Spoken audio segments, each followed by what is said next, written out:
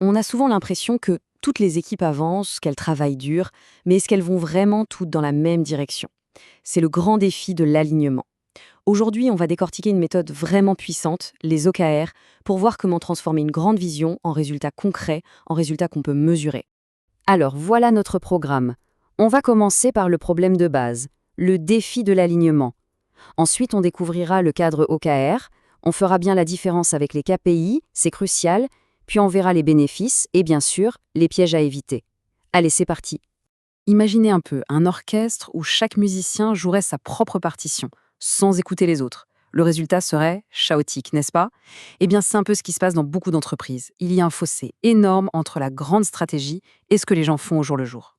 La vraie question, elle est là. Comment on fait pour que chaque effort, chaque tâche, même la plus petite, contribue vraiment à l'objectif commun? Comment on relie le quotidien à la vision à long terme? Et cette citation, elle met le doigt sur le cœur du problème. Quand on ne sait pas pourquoi on fait les choses, le travail perd tout son sens. Et quand le sens disparaît, l'engagement et la concentration s'effondrent. Alors justement, voyons le cadre qui a été pensé pour régler ce problème, les objectifs et résultats clés ou les fameux OKR. D'abord, il y a le O pour objectif. Ça, c'est l'étoile polaire. C'est le sommet de la montagne qu'on veut atteindre. Ce n'est pas un chiffre, c'est une destination qui doit être inspirante, une direction claire qui motive tout le monde. Et ensuite, on a les OKR pour Key Results ou résultats clés. Eux, ce sont les panneaux indicateurs sur la route. Ce sont des chiffres, des métriques qui nous disent de façon très concrète si on se rapproche du sommet ou si au contraire on est en train de se perdre. Et c'est cette hiérarchie qui est la clé de tout le système. L'objectif, c'est le quoi, la destination. Les résultats clés, c'est comment on sait qu'on a réussi. Et les initiatives, ce sont les actions concrètes, le comment on y arrive. C'est une logique implacable pour passer de l'idée à l'impact.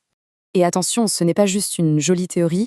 Des géants comme Intel et surtout Google l'ont popularisé et ça a prouvé que ça pouvait vraiment alimenter une croissance spectaculaire et bien ciblée. Mais là, point de vigilance. Il y a une confusion très fréquente avec un autre acronyme qu'on connaît tous, les KPI. Il est super important de bien faire la différence entre les deux. Démêlons ça tout de suite. Pour faire simple, pensez à une voiture. Les KPI, c'est votre tableau de bord. La vitesse, le niveau d'essence, la température du moteur, ils surveillent la santé de la machine en permanence. Les OKR, c'est complètement différent. C'est la destination qu'on rentre dans le GPS pour un voyage bien précis, un projet de transformation pour aller d'un point A à un point B. Ok, maintenant que la distinction est bien claire, quels sont les bénéfices concrets qu'on peut attendre de cette approche pour une organisation? En fait, en apportant cette clarté, les OKR créent un vrai effet domino positif. L'alignement amène la concentration renforce l'engagement et le tout rend l'entreprise beaucoup plus agile et surtout plus ambitieuse. Mais bien sûr, ce n'est pas une formule magique. Le chemin pour mettre en place les OKR est semé d'embûches et il y a quelques pièges assez classiques dans lesquels il ne faut surtout pas tomber. Alors, quelles sont les erreurs les plus fréquentes? La première, c'est de confondre les actions avec les résultats. On mesure l'effort, le fait d'être occupé, au lieu de mesurer l'impact réel.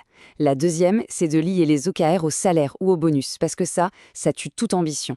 Et enfin, la troisième, c'est d'en définir beaucoup trop, ce qui annule complètement le bénéfice principal de la méthode, la concentration. Parce qu'au fond, et c'est ça le plus important à comprendre, mettre en place les OKR, c'est bien plus qu'adopter un nouvel outil de management. C'est un vrai changement culturel qui touche à la gouvernance, au management, à tout. On passe d'une culture de la production, où le but c'est d'être occupé, à une culture du résultat, où le but c'est d'avoir de l'impact. Et tout ça, ça nous laisse avec une question fondamentale que toute organisation devrait se poser. Est-ce qu'on mesure l'agitation, l'activité, ou est-ce qu'on mesure l'impact réel? Est-ce qu'on se contente de cocher des cases sur une liste de tâches, ou est-ce qu'on mesure un vrai progrès vers ce qui compte le plus?